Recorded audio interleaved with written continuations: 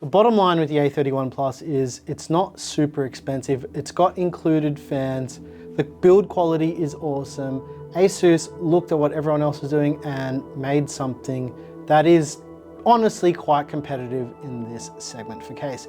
This case right here is, I'm gonna say it, this case right here is a system integrator's dream, but you'll have to wait to find out. This video is brought to you by VIPSCDKey.com. Have you ever installed Windows 11 only to see the watermark of death? You don't need to fork out a couple of $100s for a key. You can grab one from today's video sponsor, from VIPSCDKey.com for a tenth of the price.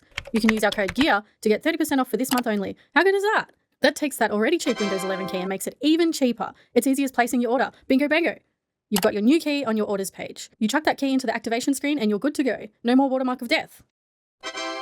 Use code GEAR to get 30% off for this month only. Link in the description. On with the video. Back to you, Nick. Thanks, Clazza. Okay, it's time to remove some panels. What you want to do is loosen up the captive thumb screws on the TG side panel. And we're going to do what we always do, ladies and gents. We're going to slide that panel back and it kind of unclips.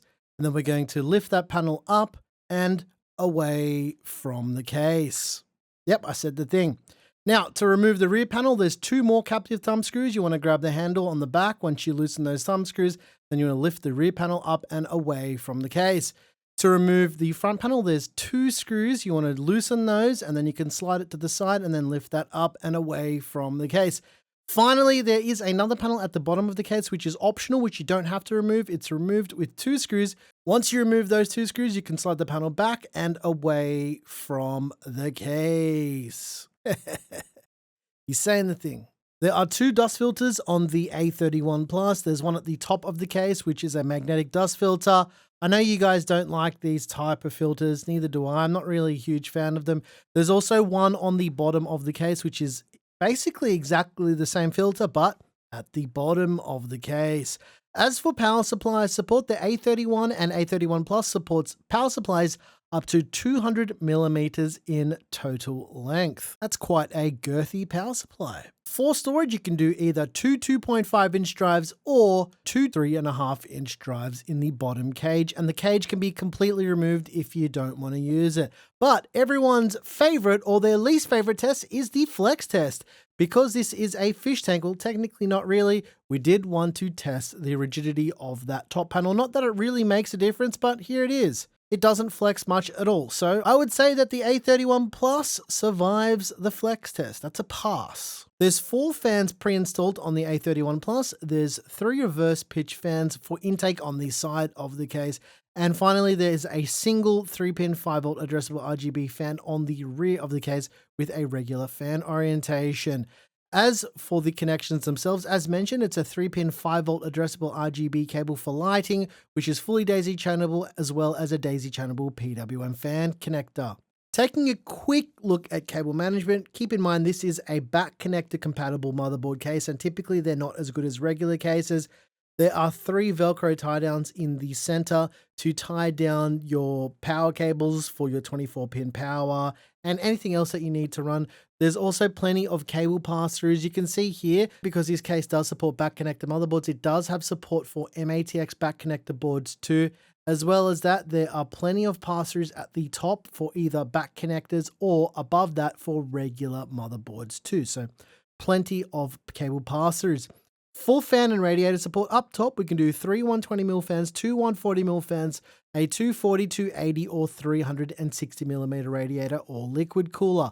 On the side, you can do up to 3 120mm fans, as shown by the pre-installed 3 120mm fans on the Plus version of this case. The non-Plus version doesn't include the fans. On the bottom of the case, you can do up to 3 120mm fans. It does include the screws to screw them into the bottom panel here. The keen-eyed out there would have also noticed that this panel is on an angle. It is at an 8-degree angle, and apparently this will help with airflow, but we didn't test it that way in this video. And finally, for rear fan support, you can install up to 1 120mm fan or 1 140mm fan on the rear of the case. Motherboard support is quite interesting here. It supports motherboards from ITX up to ATX, and it also will support back connector motherboards, both ATX and MATX back connector boards here. Back connector support is pretty standard for most ASUS cases now. If you're looking at installing an air cooler in the A31 or the A31 Plus, you have a maximum supported height of 165 millimeters. As for GPU support, the maximum supported length is 380 millimeters. Essentially, you can go all the way up to the glass front panel, and because the slot covers on the rear of the case are fully removable without any of the horizontal support brackets, you can do vertical mounting here with a compatible bracket. But I don't know which one will actually work here, but you can do it. As for case wiring, we've got a front panel audio cable, we've got a front panel block for all the lights and all the switches, there's a USB Type-C cable and a USB Type-A 10 gig cable. For front I/O, there's a power button that has a combined power light, there's a headphone and microphone jack that is a combined one, 2 USB Type-A ports and a USB Type-C port. Look guys, that's everything I think you need to know about the ASUS A31 Plus. You know what time it is? It's build time. Let's build a PC, and then I'll let you guys know what the deal is with this very familiar kind of case.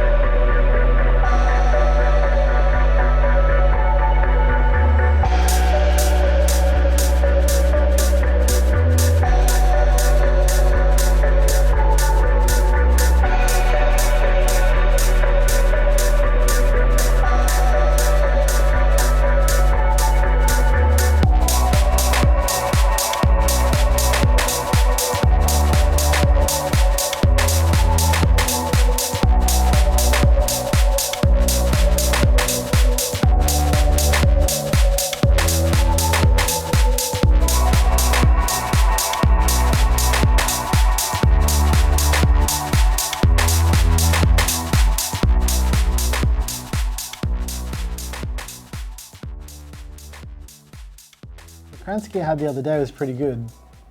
Sausage. It's not a sausage. I'm not going through this again. Kransky is not a sausage. It's deliciousness in a skin. So a sausage. It's not a sausage. It has cheese in it too. So do sausages. What? What cheese sausage are you talking about? There's no such thing as a delicious cheese sausage. Kransky with cheese is not a sausage. Why do we have to keep having this conversation? I'm right about this. Join me for more sausage talk. I'm sick of talking about sausages. People just talk to me about sausages now. It's a hot topic. I don't like the direction of this conversation right now. What I do like the direction of is the thermals for the ASUS A31 Plus. What you're seeing on your screen right now is the thermals are very good, even though I didn't decide to put in 3 intake fans on the bottom of the case, because as we've discussed previously, you can do that. It's got an 8-degree angle, helps with GPU airflow, and to be honest, if you wanted to vertically mount a GPU, this wouldn't be a terrible idea using fans down there, but I didn't do any of those things, and the thermals here are still pretty great. As I quite often say when we use this CPU, the 9800X3D is wildly popular, it's insanely fast, but it doesn't run that hot. So if you are looking at the thermals here based on that alone, you will see a delta with other CPUs. Also keep in mind, this is a 360mm cooler, which is, if I'm being honest, pretty overkill for a 9800X3D. Other than that, the GPU thermals here are excellent. And if you're interested in any of the hardware used in this build, there's a PCPartPicker list down below. But let's talk a little bit about the A31 Plus, because this case is another fish tank in the sea of sameness. There are so many fish tanks out there, but this does a few things different, even if it has borrowed it from companies like Fantex. First of all, this is not a dual chamber case.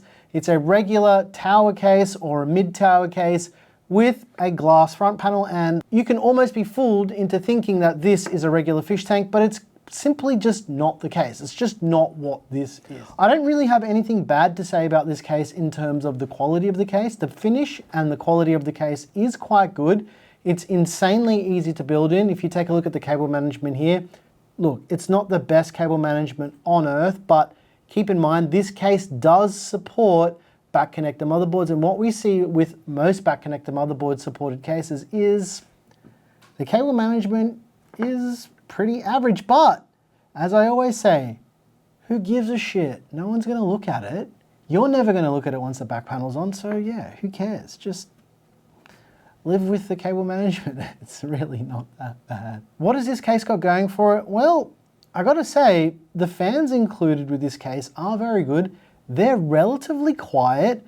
They're all 3-pin 5-volt addressable RGB daisy chainable fans, and for $115 US, it's really not a terrible deal. Now, we do see other cases like the Montech XR Wood that we checked out the other day that was $79 US, and it had 4 included fans as well. But this case here, the fans are way better than that Montech case. Like, I'm talking like another level in quality, way above what we see with that. So my thought process is, if there's a case that's between that, let's say $80 US mark and that $120 US mark, if it's got included fans, most of the time you're paying for the fans, because yeah, the quality of these fans is rather good. Honestly, I've got really nothing bad to say about this case, other than it's the same as like probably 400 other cases out on the market, and the angled bottom makes it a little bit more interesting,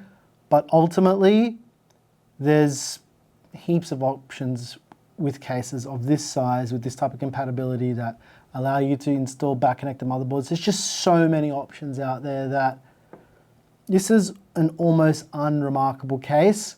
But if we just take a step back and think about what this case means in terms of advancements from companies like ASUS, what it means is they're gonna be making cheaper cases with better quality. We have seen this with MSI recently as well. Gigabyte, I got no idea what they're doing with their cases. They kind of started doing cases, and then, I don't know, that's a whole story for another video. But as far as, let's call them first party cases from ASUS and MSI, they're all getting a lot better, and that's really good to see. And this kind of, let's call it a minimalist aesthetic that ASUS is kind of leaning into with a lot of their cases, I dig it, but I'm just not a fan of the whole fish tank thing.